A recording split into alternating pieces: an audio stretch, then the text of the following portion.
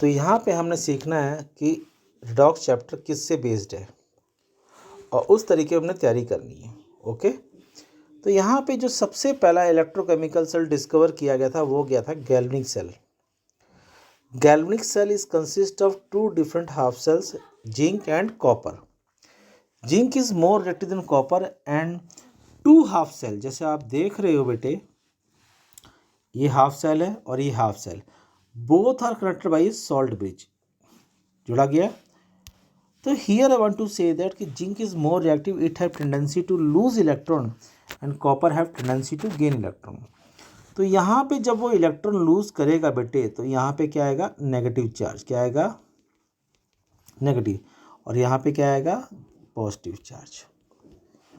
Okay बेटा, तो I mean to say that कि जब यहाँ पे नेगेटिव आ गया,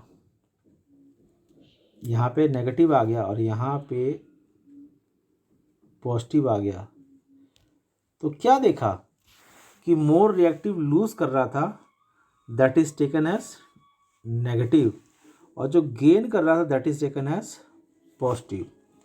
इन electrochemical cell is only is cell in which anode is taken as negative. यानी यहाँ पर जो जिंक है वो काम कर रहा है किसका, एनोड का, और यहाँ पे ये काम किसका कर रहा है, कैथोड का। ओके, तो यहाँ पे एनोड नेगेटिव है और कैथोड क्या है, positive. The salt bridge helps out to maintain the neutrality. मान लो यहाँ पे नेगेटिव कम है तो ये नेगेटिव दे देगा, यहाँ पे, यहाँ पॉजिटिव कम है तो यहाँ दे देगा, because the salt bridge consist of potassium chloride, अगर and potassium nitrate and ammonium chloride. तो आपने पॉजिटिव और नेगेटिव को एक्सचेंज करके maintain the help of neutrality, कि आयंस की जो concentration that should be remain same. तो आपको एग्जांपल दे रखा है, तो इलेक्ट्रॉन कहाँ गए, जिंक से इधर, तो करंट कहाँ गया, इधर से इधर। And the for the production of current ions are responsible, not a electron. जब आप केमिस्ट्री की बात कर रहे हैं तो always remember that ions are responsible to produce chemical energy to the electric current. Okay, तो यहाँ बोलते हैं, क्या बोलते हैं बेटे, oxidation half cell, reduction half cell. तो ये आपको एग्जांपल दे रखा है। ओके, और आपको रिएक्शन दे रखी है कि how the reaction is occurring, zinc is losing and copper is gaining the electron. Okay, next, अब आपको यहाँ पे फंक्शन दे रखा salt bridge, that I have explain you, कि अगर सॉल्ट ब्रिज नहीं होता तो two half cell is not connected, तो ये हेल्प करता है सर्किट को कंप्लीट करने के लिए। और दूसरा काम क्या था, to help the maintain the neutrality of two half cell. Okay, next करते हैं मेजरमेंट ऑफ इलेक्ट्रिक पोटेंशियल, कि दुनिया में जितने भी डिफरेंट इलेक्ट्रोड बने हैं, चाहे वो आयरन के हों, चाहे लेड के हों, चाहे टिन के हों, चाहे किसी के भी हों, how it is can be calculated. तो उसके सबसे पहला आविष्कार हुआ था SHE का। किसका होता बेटा, SHE, standard hydrogen electrode. When the hydrogen standard hydrogen electrode is consist, it is a single half cells. It is a single half cell. Okay, तो ये अकेला हाफ सेल था। When it is connected, it can undergo both oxidation as well as reduction. अगर वो दोनों काम कर सकता है तो सपोज कर लो, just in joke, male is male, female is female, but one of the species containing both character, it will be neither a male neither will be female. अगर ये दोनों काम कर रहा है तो ना तो ये मेटल है और ना ही ये नॉन मेटल है, it means it is a anomalous behaviour, we are seeing that. तो यहाँ पे जब हमने देखा तो हमने देखा इसकी जो वैल्यू थी, net electrode potential value is 0.0 volt. कितनी थी, 0.0 वोल्ट। अब आप बताओ, if this SHE is connected to a second half cell or any other electrode, with the help of salt bridge a electrochemical cell will be consist and the total output value of E naught will be the responsible for the other second half electrode. अगर hydrogen की value खुद की zero है, अगर उसको जोड़ के हम किसी की वैल्यू निकालते हैं और जो भी आंसर निकलता है तो वो आंसर किसका है? दूसरे का, क्योंकि इसकी खुद की वैल्यू क्या है? जीरो. ओके, तो यहाँ पे वही चीज़ लिखा है. तो I am sending along with the handwritten notes so that you can memorise it. तो वहाँ पे दे रखा है कि व्हाट इज इलेक्ट्रोकेमिस्ट्री. तो यहाँ पे इलेक्ट्रोकेमिस्ट्री दे दिया, it is a branch of chemistry which deals with the chemical energy change to a electrical energy and electrical energy change to a chemical. ये चीज़ जो है electrical energy change to chemical. तो example is taken, you are having a bike with a nickel rim. Bike का जो rim है जो चमकता नजर आता है, it is a rim of iron but a electroplating of nickel is done. उस पर निकल की परत चढ़ाई गई है जिससे वो चमकता नजर आता है. तो ये परत चढ़ती कैसे है? I think in 10th class you have learn that how the electrolysis take place. I think what we called as anodic mud, electroplating of silver spoon, right. तो उन दैट केस आपने वो चीज़ को सीखना है कि सर ये चीज़ ऐसे बनती है. ओके, तो यहाँ पे इलेक्ट्रोकेमिकल से एक नहीं है, कई तरह होते हैं. तो आपने एग्जांपल नोट करना है. आप जो घर में इन्वर्टर कर रहे हो that we called as lead storage battery. आप जो फ़ोन में कैलकुलेटर में सेल होते हैं that we called button cell is an electrochemical cell. Remote में कर रहे हो that we called dry cell is a electrochemical cell. तो so many example I have given you. यहाँ पे एग्जाम्पल दे रखे हैं आपको, आप उसको फॉलो कर सकते हो. ओके, और यहाँ पे हम आविष्कार करते हैं जो बताया था आपको कि first scientist who have invented the galvanic cell with the help of zinc and copper. Okay, तो वही चीज़ आपको यहाँ पर डायग्राम वो था, प्रिंटेड था, और ये था मैन मेड, यानी कि with the help of pencil and pen और the notes which I am having. तो यहाँ पे आपको वही चीज़ समझा रहा हूँ कि इलेक्ट्रॉन कहाँ गए, यहाँ से यहाँ गए, करंट यहाँ से यहाँ गया, that we called as convention current. Okay, तो वही चीज़ है यहाँ पे आपको समझा रखा है कि कैसे क्या करना है. तो ये फॉलो करना point, this will help you for the December examination.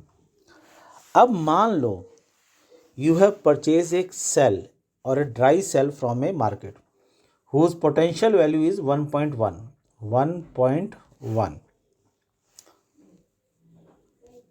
Volt. अगर आपके पास 1.1 से बल्ब कम है और उसको आप इलेक्ट्रिकल कनेक्शन से जोड़ के जलाएंगे, वेदर इट विल ग्लो और नो, तो आप कहोगे sir it will glow because the value of bulb is lower than the value of cell. Okay, अगर दोनों की वैल्यू बराबर होगी it means the reaction is in equilibrium, no work is taking care. मगर जब 1.1 से ज़्यादा होगी it means the cell will undergo recharging. तो समझाने के लिए मैं एग्जांपल लेता हूँ. बेटे, when the light goes from your house, inverter start working because the volt is supplying to your house is zero and the battery get powered up, ultimately supply current to whole body. मगर जैसे ही light आई तो battery के volt से उसका volt ज़्यादा हो गया, it undergo recycle process, यानी कि रीचार्जिंग. जब रीचार्जिंग हुई तो उसने अपनी एनर्जी को वापस से रिकैपिचुलेट करके अपने को तैयार कर लिया. ओके, तो सेम थिंग आपने ध्यान रखना है. When the volts are same, there equilibrium, nothing is working, but the outsource is less than internal, then the battery is working. When the outsource is more than battery, then the battery is undergo recharging, जिसको हम working, not working और recharging process कहते हैं. Okay, तो आपको follow करना है. यही चीज़ मैंने लिख के आपको समझाने की कोशिश की बेटे कि you can go through point कि यहाँ पे एक्सटर्नल सोर्स दूसरा सोर्स है, ज़्यादा है तो अंडरगो रिचार्जिंग, कम है इक्वल है तो नो वर्क। अब नेक्स्ट लेते हैं इलेक्ट्रोलिटिक सेल। क्या देते, electrolytic, electro means electric current, lytic means dissociate. Whenever the electric current is passed through any solution, then the solution get dissociate into ions, and these ions get deposit at cathode and anode to get oxidized or reduce. Simple सा मैं समझाने के लिए आपकी example लेता हूँ कि आपको लोहे की चम्मच बेचनी है और इस लोहे की चम्मच में आपने चांदी या सोने का पानी चढ़ाना है। तो आपने जो पानी चढ़ाना है वो आपने क्या लिया, यहाँ पे लिया इन द बीकर। तो मैंने डार्क कर दिया है, तो मैंने बीकर में क्या लिया, गोल्ड का, और जिसका लिया है उसी का क्या लूँगा मैं, एनोड, और जिस पे चढ़ाना है उस पर क्या लूँगा, कैथोड पे लूँगा।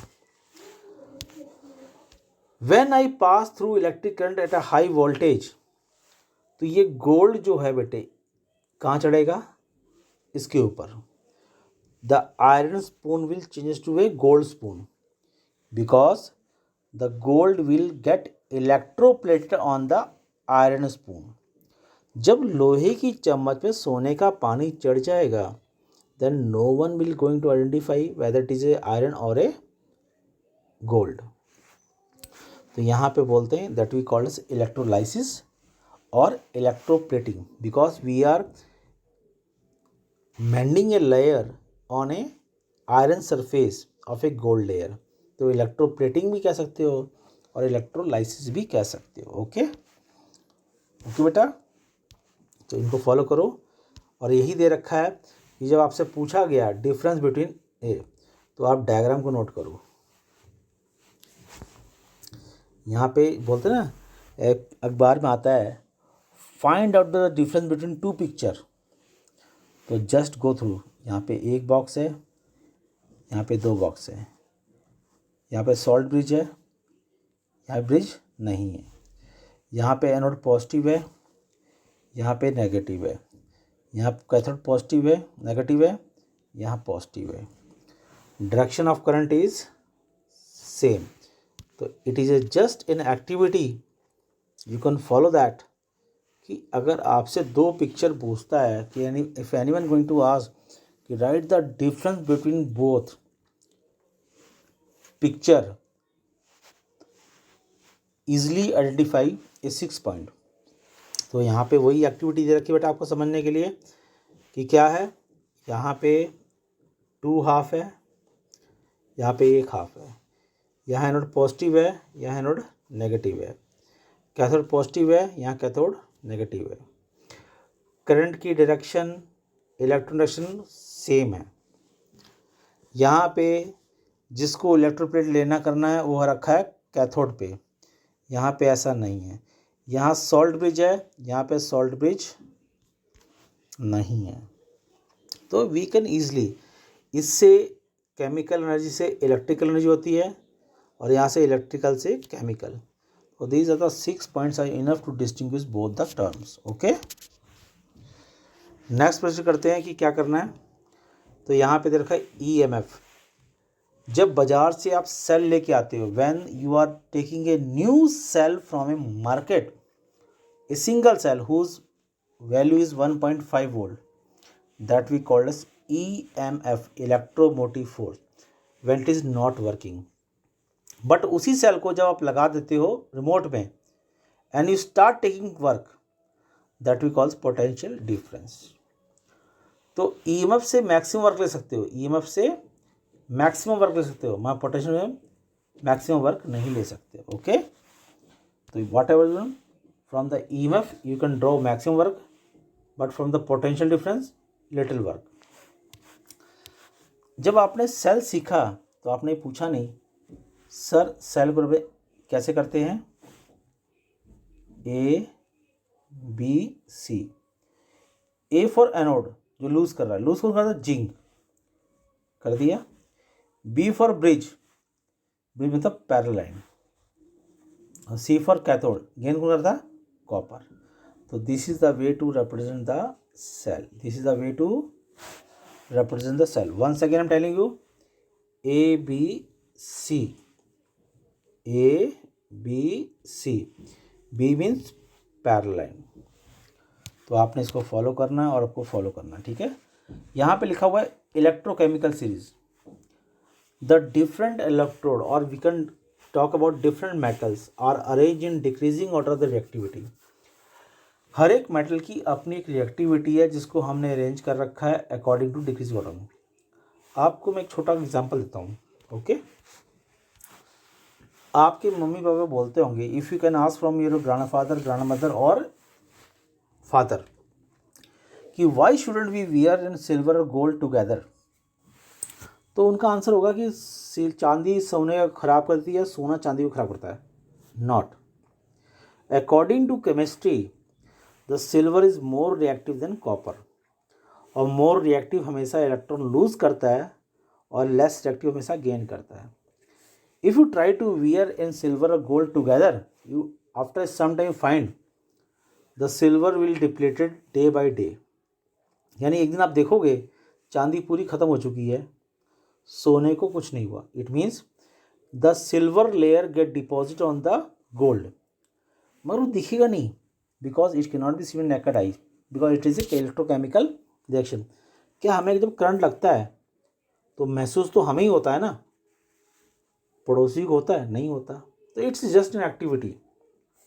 तो उसको फॉलो करके आप सीख सकते हो कि हाँ सर हमने इसको फॉलो करा, and that is the homework whatever I taught you in this lecture. Each terms and topics are the definition, differentiate और write a short note. So go through the topic that's important for your board examination and for the final examination. Okay? तो आपने follow करना है कैसे। और last topic बताया था आपको, प्लीज बताया था कि हाइड्रोजन सेल जो होता है it have zero, it can have tendency to lose और as well as gain electron. यहाँ पे लिमिटेशन जरूर ध्यान रखना। Limitation, the pressure at which pure H2 gas is pass can not be maintain the concentrate get to HN 1 mole is not a possible. कभी भी उसकी concentration को maintain करना पॉसिबल नहीं होता, क्योंकि जिस प्रेशर पे H2 गैस को जाना है वो पॉसिबल हो नहीं पाता। ओके, तो ये आपका टॉपिक है। सो यहाँ पे दे रखा है कि अगर आपका एक साथी जीरो हो तो जो भी आंसर निकलेगा वो दूसरे का निकलेगा। तो with the help of SHE we can easily determine the E naught value of a other electrode. That is the homework I am giving you. इसको फॉलो करना है आपने, यही फॉलो करके आपने प्रैक्टिस करनी है। I hope you will do the best. If you get it out, you can contact me anytime. Thanks and have a nice day.